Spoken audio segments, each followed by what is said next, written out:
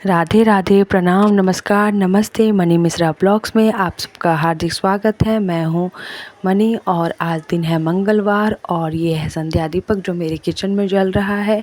तो मंगल का दिन है, आप सबका मंगल हो। इसे मंगलमय कामना के साथ मैं अपने ब्लॉग का शुरुआत करती हूँ। अभी हो गया है शाम के मुझे लगता है कि 6 बज रहे होंगे, 6:15, और मैं आ गई हूँ अपनी किचन में अपनी सब्जियों के साथ, क्योंकि मुझे बनाना है रात का डिनर।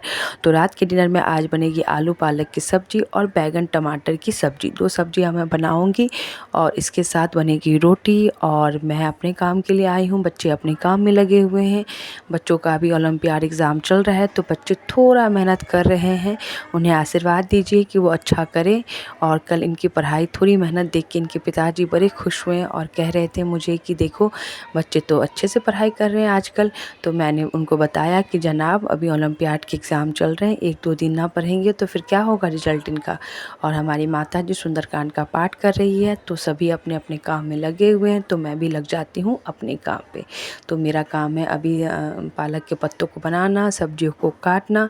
तो मैं अपने काम में लग गई हूँ। अभी नई हूँ तो मैं अपने कैमरे के एंगल को हमेशा सही करती रहती हूँ, क्योंकि मुझे पता नहीं लगता है कि कौन सा एंगल से क्या दिखेगा। तो मैंने काट लिया है बैगन आलू की सब्ज़ी और इसके साथ मैं पालक को भी साफ़ कर रही हूँ।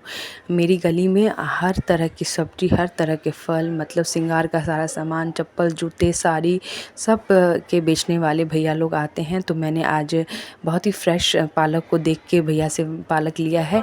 ऐसे तो पालक का अभी उतना सीज़न नहीं आया है। जो ठंडे मौसम का जो पालक होता है, जो दिसंबर जनवरी का पालक होता है, वो कुछ और होता है। पर हरे हरे पत्तों को देख के मेरा मन हो गया तो मैंने ले लिया। और मैं अभी पत्तों को बिन रही हूँ कि कोई ख़राब तो नहीं है। इसके बाद पत्तों को चॉप करके मैंने उसको पानी में भिगो दिया है।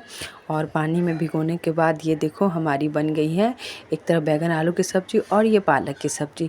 तो पालक की सब्ज़ी बहुत फ्रेश थी, इसीलिए उसमें बहुत सारे पानी को छोड़ा है। और ये देखिए अभी सेक रही हूँ मैं रोटी।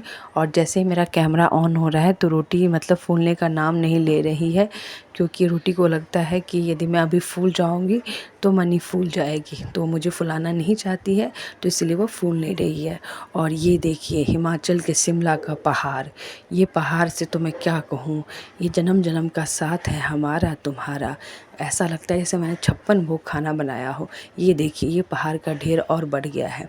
और ये पहाड़ के ढेर को दशरथ राम मांझी की तरह मैंने इसको पहाड़ को तोड़ दिया है और इसको साफ़ कर दिया है। और साफ़ करने के बाद मैंने दूध चढ़ा दिया है, बच्चों को बॉर्नविटा मिला के दूध दे दिया है और मुझे थोड़ा दही जमाना है। और ये सब काम करके सबको खिला पिला के अब मैं बैठी हूँ अपने स्कूल के कुछ वर्क के लिए। कल मेरी स्टोरी है, तो स्टोरी को थोड़ा मज़ेदार बनाने के लिए हमें बच्चों को प्रॉप दिखाना होता है। और इसी प्रॉप को दिखाने के लिए मुझे भी प्रॉप बनाना है। तो प्रॉप बनाने में जो मेरी मदद कर रहा है वो है मेरा बड़ा बेटा रौनक। उसको क्रिएटिव कामों में थोड़ा मन लगता है, तो वो मेरी मदद करने के लिए आ गया। और यकीन मानिए माँ बेटी जब मिल के बैठे तो 45 मिनट लगा है, यदि मैं अकेले बैठी तो मेरा 1.5 घंटा लग जाता, क्योंकि मेरे हाथ इन सब कामों में थोड़े स्लो चलते हैं। और ये देखिए रौनक पूरी तरह से मेरी हेल्प कर रहा है। और ये कहानी है एक बाप और एक बेटी की। बाप है जो ओक ट्री है, जो अपनी बेटी के बर्थडे के लिए बहुत एक्साइटेड है, पर बेटी इसलिए बर्थडे नहीं मनाना चाहती है कि उसे लगता है कि उसका बर्थडे ऑटम में आता है, जब उसके पत्ते सारे झड़ जाते हैं, वो बिल्कुल गंजी दिखती है, तो वो अपना बर्थडे नहीं मनाना चाहती है। लेकिन जब वो अपने बर्थडे के दिन सुबह उठती है तो देखती है कि वो तो पहले से ज़्यादा सुंदर हो गई है, आसपास सब कुछ सुंदर दिख रहा है। तो वो अपने पिताजी से पूछती है, तो पिताजी कहते हैं कि बेटा अब आप बड़े हो रहे हो और आप में बहुत सुंदरता आ रही है, समय के साथ सब कुछ चेंज हो जाता है।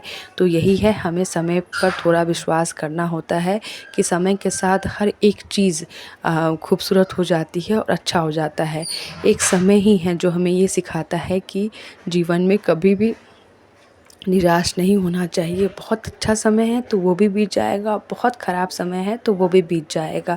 तो समय का यकीन करें और समय पर मेहनत करें और समय पर मेहनत का फल भी पाएँ। और इसी समय में के चक्र में मैं लगी हुई हूँ अपने काम को करने के लिए, क्योंकि कल जो मुझे स्टोरी सुनानी है वो बच्चे मेरे जो श्रोता हैं वो 2 साल से 5 साल के बच्चे हैं। और यकीन मानिए इन बच्चों को कहानी के लिए 10-15 मिनट बैठाना मेरे लिए एक टास्क होता है। मेरे लिए क्या, जो भी टीचर होंगी प्री स्कूल की वो सभी इस बात को विश्वास करती होगी कि कहानी के लिए बच्चों को बैठाना बहुत ही मुश्किल होता है। पर बच्चे जो सुनने वाले होते हैं वो सुनते हैं, जो नहीं भी सुनने वाले होते हैं वो सुनते रहते हैं, भले वो दिखते हैं कि वो किसी और काम में अजीब हैं, अजीब मतलब लगे हुए हैं। तो ये देखिए मेरा बेटा पूरी तरह से मेरी मेहनत में मेरा साथ दे रहा है।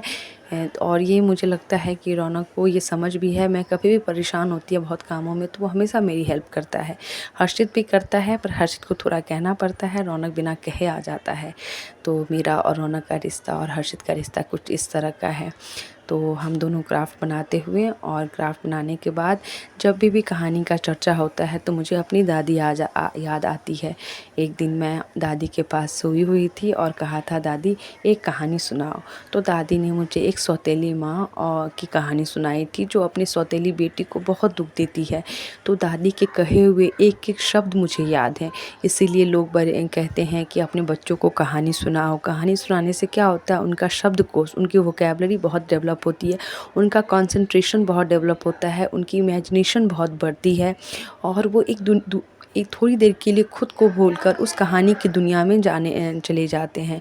तो कहानी पढ़ने का शौक़ मुझे बहुत है, बचपन से ही है, क्योंकि बचपन में भी मेरे रविवार को सन्मार्ग अखबार आता था, उसमें कहानियाँ छपती थी, लघु कथाएँ छपती थी, जातक कथाएँ छपती थी जो मैं पढ़ती थी।